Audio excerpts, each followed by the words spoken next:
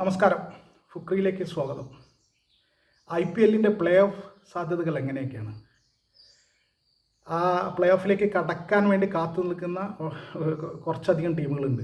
ഒന്ന് നമ്മുടെ സ്വന്തം സഞ്ജു സാംസണും ചെന്നൈ സൂപ്പർ കിങ്സും, മറ്റൊന്ന് രാജസ്ഥാൻ റോയൽസാണ്, പിന്നൊന്ന് സൺറൈസേഴ്സ് ഹൈദരാബാദുണ്ട്, പിന്നെ കൊൽക്കത്തയും ഡൽഹിയും വളരെ വിദൂരതയിൽ നിന്ന് ഇങ്ങനെ ഉറ്റുനോക്കുന്നുണ്ട്.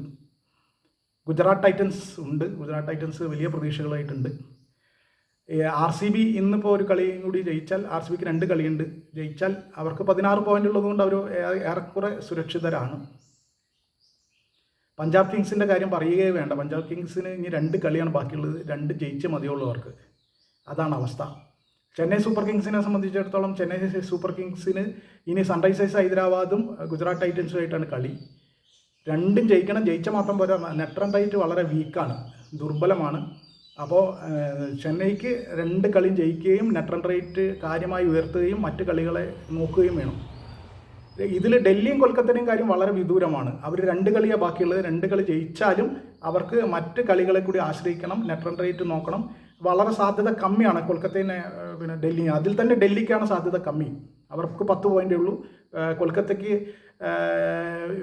പിന്നെ ഇന്നലത്തെ ജയത്തോടെ 11 പോയിൻ്റായി. അതുകൊണ്ട് ഇനി 2 കളിയുണ്ട്. 2 കളി ജയിച്ചാലും, ഈ ഇന്നലത്തെ കളി ജയിച്ചത് വലിയ ആശ്വാസമായി. എന്നാലും ഇനി 2 കളി കൂടി ജയിക്കുകയും ആശ്വാസിക്കണമെങ്കിൽ നെറ്റ് റൺ റേറ്റ് ഉയർത്തുകയും ഒക്കെ വേണം അവരെ സംബന്ധിച്ചിടത്തോളം. അപ്പോൾ അങ്ങനെയാണ്. ഗുജറാത്ത് ടൈറ്റൻസ് ഇന്നലെ കൊൽക്കത്തയോട് തോറ്റോടുകൂടി വലിയ പ്രതിസന്ധിയിലായി. ഇനിയിപ്പോൾ ചെന്നൈ സൂപ്പർ കിങ്സുമായിട്ടാണ് ഈ വ്യാഴാഴ്ച അവരുടെ കളി. അവരെ തോൽപ്പിച്ചേ പറ്റുള്ളൂ. എങ്ങനെയും തോൽപ്പിക്കണം ഗുജറാത്തിന്. അപ്പോൾ അതേസമയം ചെന്നൈക്കും ആ കളി ജയിച്ചേ മതിയുള്ളൂ.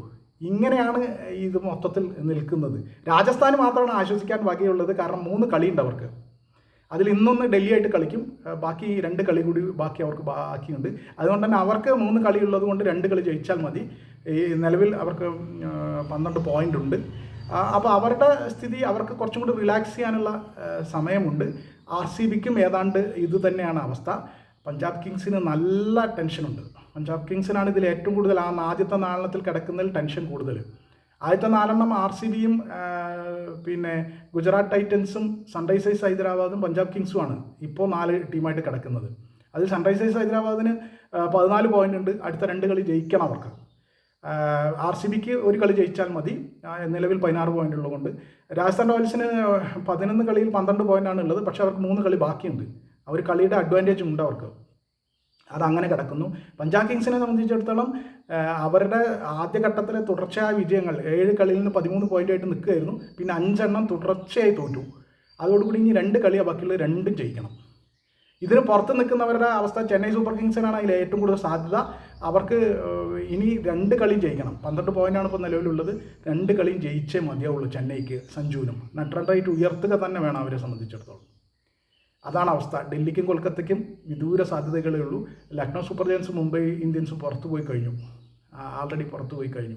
അപ്പോൾ ഇതൊക്കെയാണ് അവസ്ഥ. ഇന്ന് 2 കളികൾ നടക്കുന്നുണ്ട്. ആ 2 കളികളും വളരെ പ്രധാനപ്പെട്ട കളികളാണ്. ആ കളികളെയൊക്കെ ഉറ്റുനോക്കുകയാണ്.